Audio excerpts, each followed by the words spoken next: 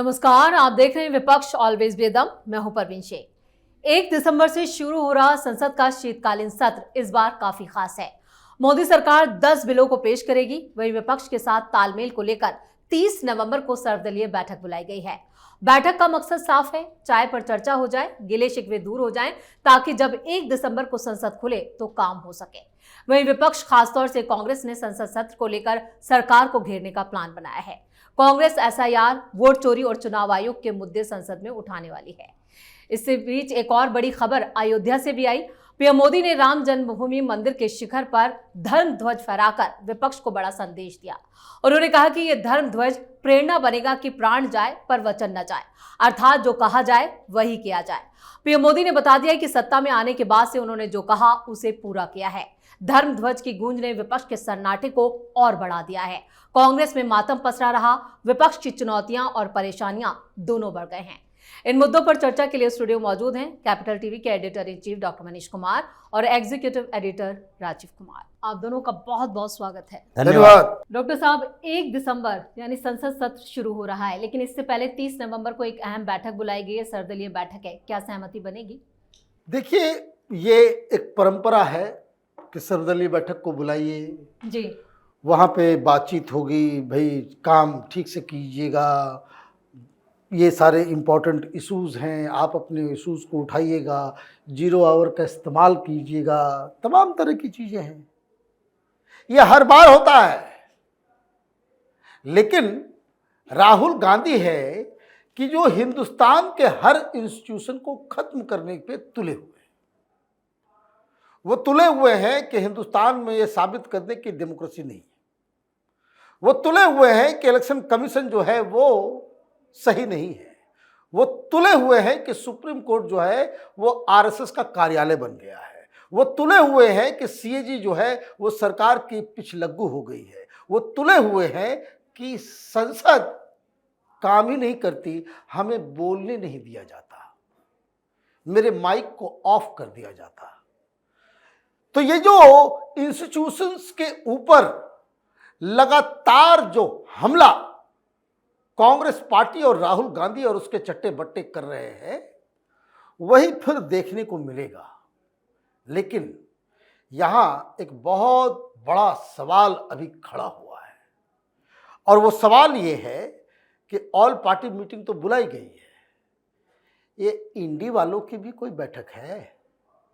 राहुल गांधी को विपक्ष अपना नेता मानने को तैयार है, ये तय हो गया क्या?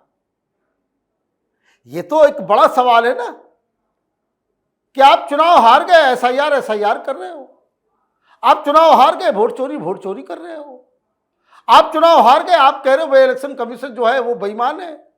आप चुनाव हार गए हो, आप कह रहे हो कि भाई चीफ इलेक्शन कमीशन के खिलाफ जो है हम इंपीचमेंट मोशन लेकर के आएंगे। भाई जो करना है आप करें, लेकिन सवाल बड़ा ये है कि आप ये जो करने जा रहे हो, आपके सहयोगी दल क्या आपके साथ खड़े हैं?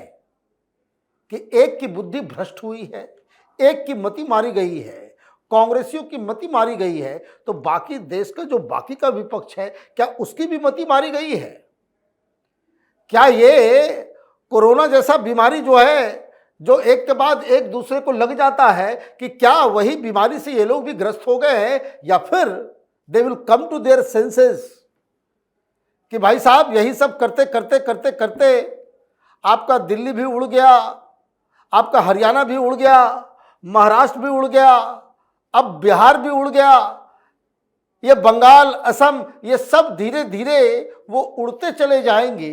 तो ये एक बड़ा सवाल है, और मुझे लगता है कि यही एक ऐसा सवाल है कि कांग्रेस के साथ जाएं या ना जाएं, ये इंडी गठबंधन के तमाम पार्टियों के अंदर डिस्कशन हो रहा है। बिल्कुल। तो क्या राजेश सर, इस बार इंडी गठबंधन की सारी गांठें खुल जाएंगी और कांग्रेस अलग थलग दिखाई देगी इस बार सेशन में? देखिए, पिछले बार के सेशन में भी कांग्रेस अलग थलग ही थी। कुछ कॉमन मुद्दे पर ये लोग कभी कभी इकट्ठा हुआ करते थे, और कॉमन मुद्दा है वॉकआउट कर जाना। सबको लगता है वॉकआउट कर जाओ यार, हमारे पास बोलने के लिए कुछ है ही नहीं। इन लोगों के पास 0 आवर में सवाल उठाने के लिए कोई सवाल है क्या? क्या आप सवाल उठा सकते हो वो जो कि बाहर में आप चर्चा नहीं करते। संसद का सत्र क्यों बुलाया जाता है? उसके पीछे दो कारण हैं। एक है कोई बिल पारित करना जो सरकार का काम है, दूसरा है ये विधायिका में बैठे हुए लोग जो सांसद हैं वो अपने अपने क्षेत्र की समस्या, राज्यसभा में जो राज्य का रिप्रेजेंटेटिव सांसद होता है यानी राज्य का से जो चुन कर जाता है, वो राज्य की कुछ समस्या जिससे केंद्र के साथ कोऑर्डिनेशन हो, केंद्र सरकार उन समस्याओं के समाधान के लिए हो, या फिर कंसर्निंग मंत्रालय जो मंत्री हैं उनसे सवाल पूछेगा। जल संसाधन मंत्री से पूछा जा सकता है कि भाई आर्सेनिक की मात्रा बढ़ रही है पानी में, तो उसके लिए सरकार क्या कर रही है, हम ये चाहते हैं कि सरकार ऐसा करे। कोई सवाल इन लोगों के पास है जो कि बाहर में रैलियों में नहीं बोलते। अब संसद में भी चर्चा वही करोगे कि एसआईआर के मुद्दे पर चर्चा होना चाहिए, तो हर मंच पर तो एसआईआर के मुद्दे पर चर्चा कर रहे हो, भाजपा के लोग भी बोल रहे हैं, तुम भी बोल रहे हो। इस पर संसद में चर्चा में कौन सी नई बात कर लोगे? या इलेक्शन कमीशन पर चर्चा करनी चाहिए। इलेक्शन कमीशन पर इंडी अलायंस की इतनी पार्टियां आरोप ही लगा रही है और वही बात जाकर संसद में बोलोगे, तो इनके पास सवाल नहीं है, इनके पास एक कॉमन मुद्दा है, वॉकआउट करो। किसी तरीके से हर सत्र को यह दिखाने की कोशिश करो कि मोदी सरकार इस सत्र का जो फायदा होना चाहिए था वो उठाने में नाकाम रही है। मतलब उसमें जो प्रोडक्टिविटी है सत्र की वो जीरो रही। एक बिल पास नहीं हुआ, हम होने नहीं दिए। ये पिछली बार भी इसकी कॉन्स्पिरेसी थी कि 120 घंटे में से 37 घंटे चर्चा हुई, लेकिन फिर भी जब 4-5 दिन के बाद ये समझ लिया गया कि ये सुधरेगा नहीं, तो उसके बाद बिल पारित करवाया जाने लगे। तुम रहो न रहो, वॉकआउट करो या फिर वोटिंग में हिस्सा लो, बिल तो पारित होगा, कानून बनेगा। उस कानून को चैलेंज तुम करके जाके सुप्रीम कोर्ट में दिखाओ। हम तो संसद से पारित कर दिए, उसमें हमारी भूमिका है। तुम अगर इसमें भूमिका निभाना चाहते हो, डिबेट करवाना चाहते हो तो करवाओ। इसमें भी 10 बिल की चर्चा हो रही है। सर्वदलीय बैठक के लिए इनवाइट किया गया। हम अपनी परंपरा निभा रहे हैं, ये भारतीय जनता पार्टी या अभी की सरकार कह रही है। आप अपनी परंपरा निभा रहे हो, नहीं निभा रहे हो, ये तो आपको सोचना है, क्योंकि ये देश ही ऐसा है, डेमोक्रेटिक सिस्टम ऐसा है और यहां पर परंपराएं सनातन धर्म से ली जाती है। भगवान राम की बात कर रहे थे प्रधानमंत्री मोदी, तो क्या भगवान राम को यह पता नहीं था कि हम श्रीलंका गए हुए हैं, रावण पर अटैक करने वाले हैं, शांति दूत से अब क्या होगा, जो रावण माता सीता का अपहरण करके लेकर आई है, फिर भी अंगद को क्यों भेजे, फिर भी बजरंगबली को क्यों भेजे? ये परंपरा थी कि नहीं, हम अंतिम तौर पर तुम्हें यह बताने की कोशिश कर रहे हैं कि देखो सुधर जाओ, गलती मान लो, हम माफ कर देंगे। लेकिन ये सुधरते ही नहीं, तो इसलिए परंपरा का निर्वहन किया जा रहा है। जैसे डॉक्टर साहब ने कहा, यह परंपरा है, सर्वदलीय बैठक बुलाई जाएगी। तुम सुनोगे तो भी ठीक, नहीं सुनोगे तो भी ठीक। अगर नहीं सुनोगे, हंगामा करोगे, जनता सब जानती है, देख रही है। इसी का मॉनसून सत्र को बर्बाद किए तो तुम्हारी पार्टियों को बिहार में बर्बाद कर दिया, इस बार शीतकालीन सत्र को बर्बाद करोगे, आगे बंगाल में तुम लोग बर्बाद हो जाओगे। बिल्कुल, तो इस बार भी संसद सत्र में क्या रहता है, कांग्रेस का रुख ये देखने वाला होगा। लेकिन अयोध्या से जो धर्म ध्वज लहराया गया उसकी गूंज विपक्ष तक सुनाई दी और सन्नाटा साफ साफ दिखाई दिया। देखिए, मिर्ची लगी है लोगों को। प्रधानमंत्री मोदी ने कल कमाल कर दिया और रात भर ये लोग छटपटा रहे भाई इसका क्या जवाब, क्या तोड़ निकाला जाए। उन्होंने बखूबी ये कह दिया कि नेहरू, इंदिरा गांधी, ये 70 साल में जो सरकार चली जी, और ये जो सेक्युलर पॉलिटिक्स करने वाले लोग सब हैं, ये सब मानसिक रूप से गुलाम हैं। ये भी कह दिया कि ये सब मकौले पुत्र हैं जो अंग्रेज की तरह सोचते हैं, अंग्रेज की तरह राजनीति करते हैं, अंग्रेज की तरह ही ये अंग्रेज चले गए, लेकिन अपने दत्तक पुत्रों को जो है ना, they have kept these bastard childs of Macaulay to rule this country। यही उन्होंने बहुत ही सोफिस्टिकेटेड लैंग्वेज में कह दिया, बहुत ही सोफिस्टिकेटेड लैंग्वेज में।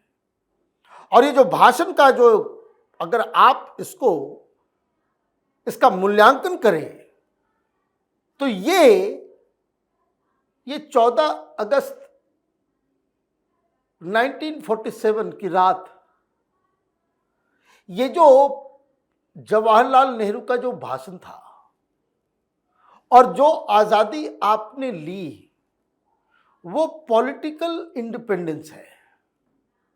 प्रधानमंत्री मोदी ने एक लंबी लकीर खींची है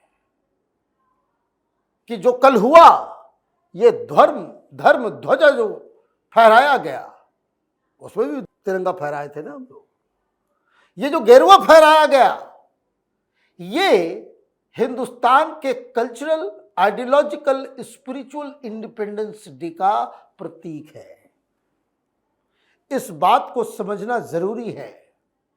और सबसे बड़ी चीज, ये पॉलिटिशियंस जो हैं और ये बहुत सारे पत्रकार, उनको इशारा समझ में नहीं आता।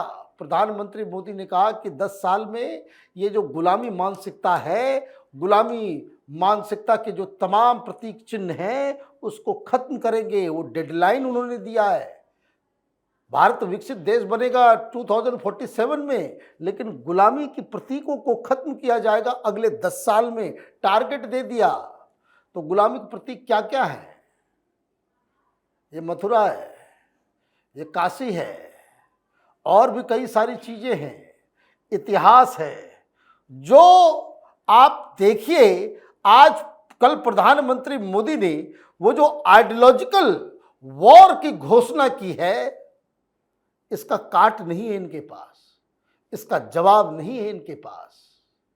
तो ये मुझे लगता है कि कांग्रेसी इकोसिस्टम के ऊपर प्रधानमंत्री मोदी जब से उन्होंने कुर्सी संभाली है, उस पे ये जो कांग्रेसी इकोसिस्टम आइडियोलॉजिकल जो कॉम्प्लेक्स है, उसके ऊपर सबसे करारा प्रहार प्रधानमंत्री मोदी ने प्रभु श्री राम जन्मभूमि मंदिर के उस भगवा ध्वज के नीचे से कल किया है, और इसलिए बेचैनी बहुत ज्यादा है।